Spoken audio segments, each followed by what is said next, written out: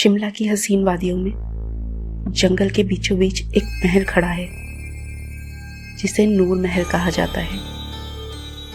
ये महल अपनी खूबसूरती के लिए जाना जाता है, लेकिन कहते हैं रात होते ही इसका असली चेहरा सामने आता है। इसमें बसी है कहानी एक कलाकार और इसकी प्रेमिका की, जिन्होंने इस महल में अपने सपने बुने थे, लेकिन किसी ने उनका सपना तोड़ दिया और अब उनका अधूरा इंतजार इस महल में फंसा है। क्या आप तैयार हैं उस रूह से मिलने के लिए जो अब तक इंतजार कर रही है नूर महल में? शिमला से करीब 12 किलोमीटर दूर एक घना जंगल है। उस जंगल के बीचों बीच खड़ा है नूर महल। एक वक्त था जब ये महल एक मशहूर कलाकार का स्टूडियो हुआ करता था। फिर अचानक एक दिन वो और उसकी प्रेमिका दोनों गायब हो गए। कहते हैं गांव वालों ने दोनों को जिंदा जला दिया था और उनकी आत्मा अब भी वहां भटक रही है। रिया कपूर एक ट्रैवल ब्लॉगर थी जो डरावनी जगहों की सच्चाई दिखाने के लिए जानी जाती थी। अभी तक जो भी जगह उसने कवर की थी वहां कुछ खास नहीं मिला, लेकिन उसे इस बार कुछ अलग करना था, कुछ रियल। एक रात इंटरनेट पे ढूंढते हुए उसे एक पुराना ब्लॉग मिला जिसमें नूर महल के बारे में लिखा था। वहाँ सिर्फ एक बात लिखी थी, जो कैमरा अंदर गया कभी ऑन नहीं हुआ। रिया को समझ आ गया यही वो जगह है जो उसके चैनल को एक नई पहचान दे सकती है। रिया के साथ उसका दोस्त ज़ीशान भी गया। शांत स्वभाव, थोड़ा डरपोक, लेकिन रिया का साथ देने के लिए हमेशा तैयार।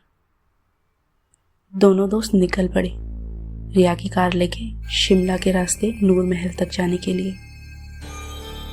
रास्ते में रिया बोली, बस कुछ घंटे लगेंगे, वीडियो बनाकर शाम तक लौट चलेंगे। ज़ीशान थोड़ा परेशान दिख रहा था। उसने जवाब दिया, अगर सब ठीक रहा तो। इस रास्ते में जीपीएस भी काम नहीं कर रहा है। रिया मुस्कुराते हुए बोली, क्यों, डर लग रहा है? ज़ीशान ने धीरे से जवाब दिया, नहीं, पर यह महल मजाक नहीं लगता।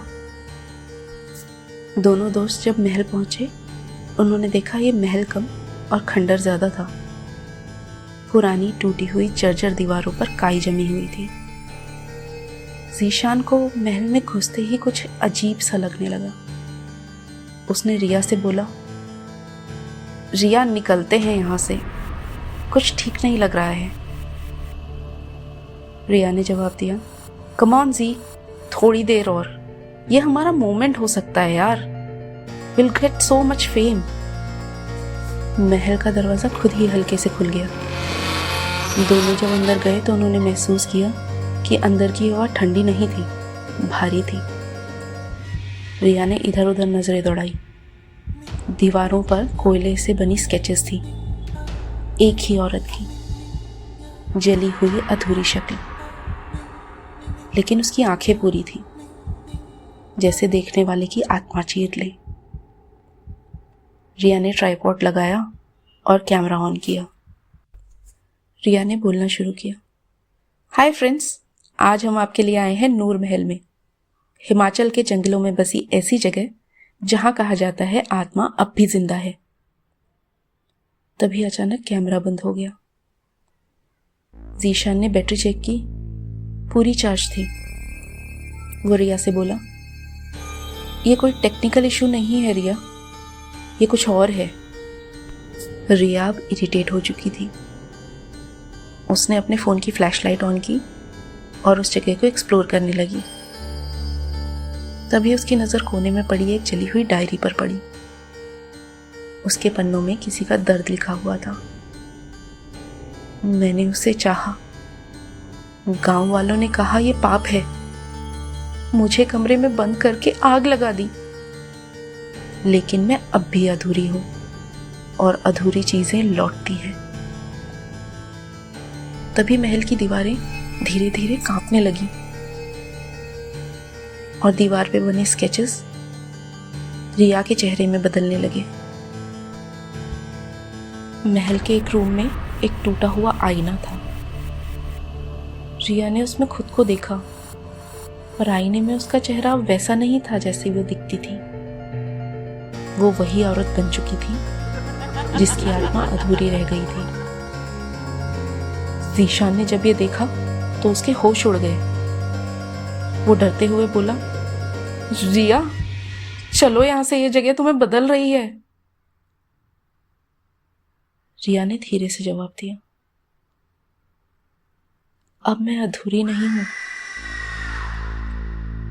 रिया का चेहरा देखकर और उसकी आवाज सुनकर ज़ीशान की रूह कांप उठी। उसे समझ में आ गया था वो रिया के लिए अब कुछ नहीं कर सकता।